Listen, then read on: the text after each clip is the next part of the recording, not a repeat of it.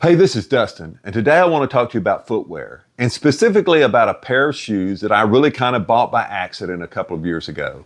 We were out in Glacier National Park for 10 days of hiking and backpacking. And while I took everything with me except the kitchen sink, I realized the day after we got there that I left my best pair of shoes by the front door at home. So we went to West Glacier to Apgar Village to a local outfitter, and I began looking at their offering. And they didn't have a lot. But I came across these, and I bought them really because I liked the way they looked. These are the Merrell Moab Flight, and this turned out to be a great buy. You say, why did this shoe turn out to be such a great buy? Well, first of all, was just the overall comfort. I purchased them one day. The next day, I took them out 12 miles up a very rocky and rugged trail, up over 2,000 feet. And at the end of the day, after finishing the 12 miles, my feet were not hurting. And that's because of the cushioning that this has. It has a material in the midsole called Float Pro Foam. And I don't know what it is, but it does the trick. It gives you great cushioning in this shoe. Also, the durability is really good. I've probably got 700 miles on these of day hiking, backpacking, and trail running. And as you can see, there are no holes in the upper. This upper was very lightweight, very durable, yet very breathable.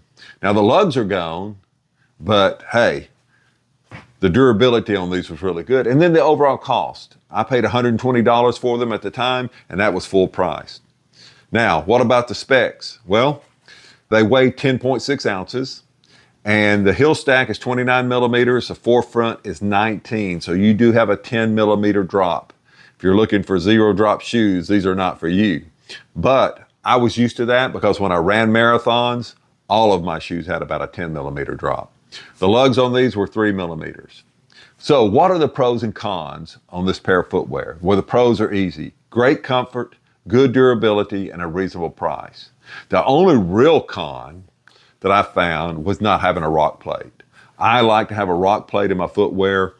It just gives you that extra stability when you're going across really rocky surfaces with especially sharp and pointed rocks. You could feel in this a little bit of give and great cushioning, but you could feel that give and instability going across really rocky surfaces. The only other thing, and this is being nitpicky, the shoestrings were way too long. Now, I never replaced them. I just ended up tying them in double knots all the time. And then one last thing, and that is Merrell doesn't make this specific model anymore. Now, you can still find them on Amazon, anywhere from $100 to maybe $130, depending on the color. And there's still a lot of colors out there and sizes. But if you're looking for a newly produced shoe that is very close to this, that's the Merrell Nova 3. I just ordered a pair of those. And it meets all the same specs as the Moab Flight, except for two things. There's two improvements on the Nova 3. It does have a rock plate, and the lugs are 6 millimeters instead of 3 millimeters. So when I get those in after a period of time, I'm taking those to Glacier with me. I'll do a review on them.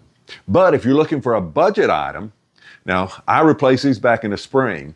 And when I was running marathons, Asics was always my choice to go to. I had not owned a pair of Asics backpacking shoes. So I found some on Amazon, the Gel Venture 9. They were on sale for $65, so I thought, give them a shot. I've probably got about 350 or 400 miles on those, and I'm really impressed with them. So I'm going to include a link up here on the right to the Gel Venture 9 if you're interested in a budget offering. Hey, I want to thank you for watching. Hope to see you out on the trail sometime. Bye.